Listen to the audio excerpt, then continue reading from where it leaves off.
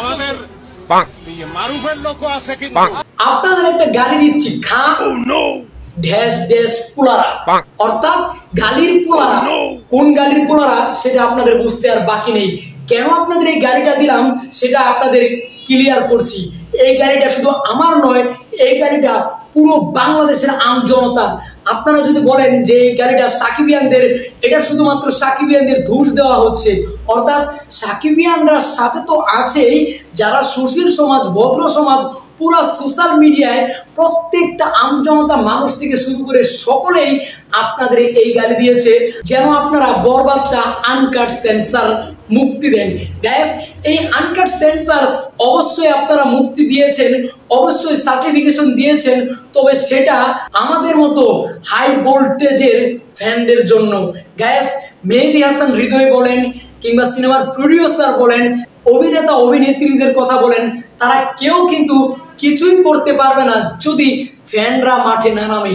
একজন কিন্তু আর্টিস্ট বলেন, ক্রিকেটার বলেন বা যে কোনো সেলিব্রিটি বলেন, তারা কিন্তু ফ্যানদের কারণেই মাথার তাজ হয়ে থাকে।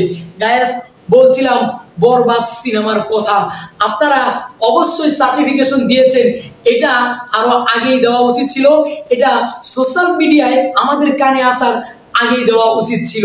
আজকে বাংলাদেশে প্রত্যেকটা জায়গায় যেখানে খোলাখুলি ভাবে ধর্ষণ, গলা পুষ, পেটে পুষ, মাথায় পুষ, নাকে পুষ, সেখানে সিনেমায় যদি একটা অভিনয় করে ছুরি দিয়ে পুষ দেওয়া হয় সেটা আপনাদের সমাজকে প্রভাব ফেলবে।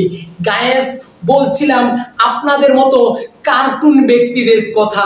আপনারা কিন্তু সেই 90 দশক বলবো না, 90 দশকেও কিন্তু অনেকটা ফাইটিং হয়েছে চোখে পড়ার মতো, কেননা জসিমেও কিন্তু সেই সময় অনেক ভালো ভালো অ্যাকশন সিনেমা করেছে।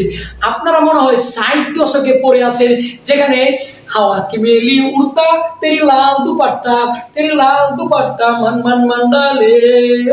গ্যাস, এই ব্যাপারটা আপনাদের ভিতর এখনো কাজ করছে, এই জন্য আপনারা সেই সাদা কালো আমলেই পড়ে আছেন।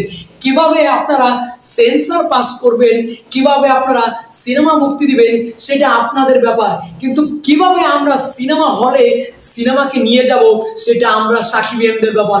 সেটা কিন্তু আপনাদের আজকে দেখিয়ে দিলাম, কেননা আমরাই পারি মাঠে লড়তে, আমরাই হলাম ক্রেজি ফ্যান।